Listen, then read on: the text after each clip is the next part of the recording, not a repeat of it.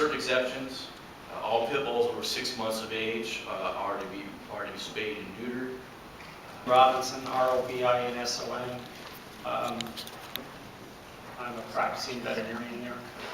And I've been practicing veterinary medicine for about 27 years now. 7 years in Bakersfield and 20 years in Placerville. And most of what's already been said here is kind of took the wind out of my sails. But I'm here tonight for two reasons. One, I just want to tell the City Council what pit bulls really are, what they're all about. Excuse me. Second thing is I wanted to tell you about my personal experience in Kern County when we tried to enact breed-specific legislation. First thing I want to say also is I'm not necessarily an advocate of any breed. I'm a dog advocate. My personal view about pit bulls, and I speak from fact, for 27 years I've been dealing with every kind of breed imaginable. Pit bulls to me are, they're fun to work with. They're lovely dogs. They're probably one of the most friendly, kind dogs I've ever dealt with. When I was in Bakersfield, I used to ride my horse out in the desert, and I came across piles of dead pit bull puppies. They were either shot.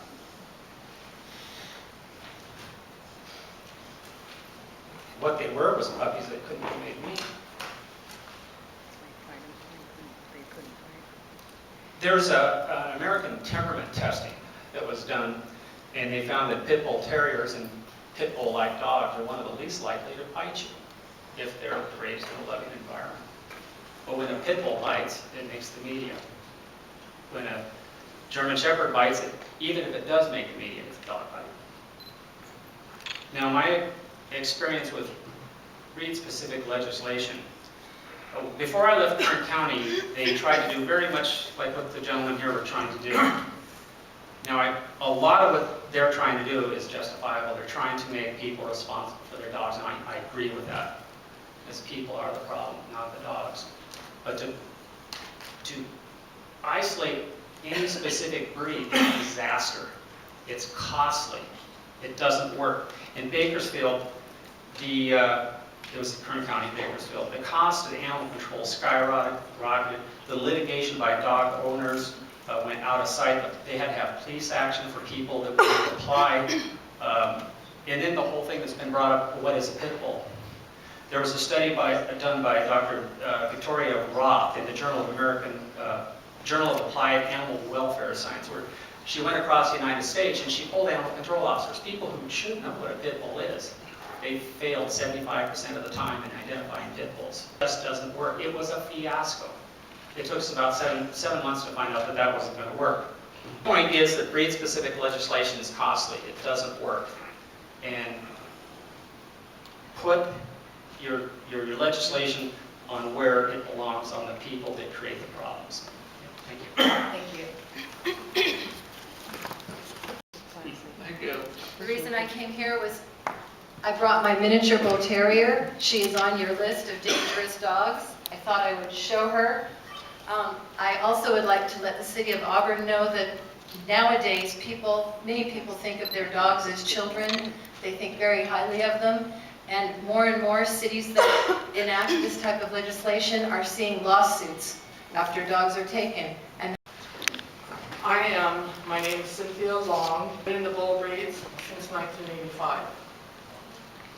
I'm a member of the California Stafford Fanciers and of the Staffordshire Bull Terrier Club of America.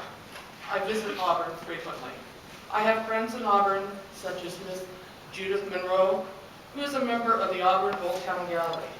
Judith could not be here today, so I also speak on her behalf when I oppose this legislation. While I find several items that are incorrect or written very vaguely, I would like to concentrate on the one main objective of your law, which appears to be breed-specific in nature, while completely ignoring the behavior of actions of the owners. You know, I subscribe to that slogan, it's the deed, not the breed, that we really should be looking at. And while we are focused on pit bulls because of recent incidents in this city,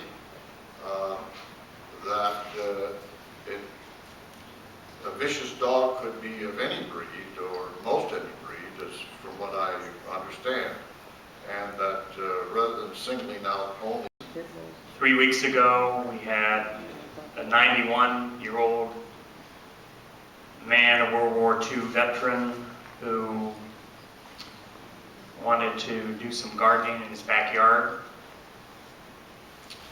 And the pit bull came under the fence and attacked him. According to Police Sergeant Lewicki, the dog went right after him and chewed his hand. Mr. Kenneth Heffron needed more than 30 stitches to repair wounds to his left hand, wrist, and fingers.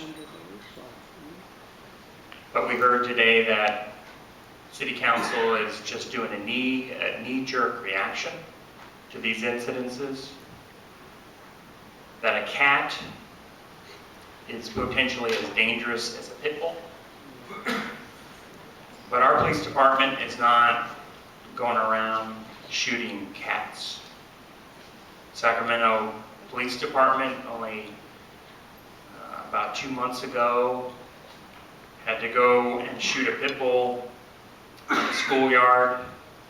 In the incident in Dairy Road, our police department, though it wasn't their first option, tried to taser the pit bull, didn't work, and finally had to shoot the pit bull because of a public safety problem.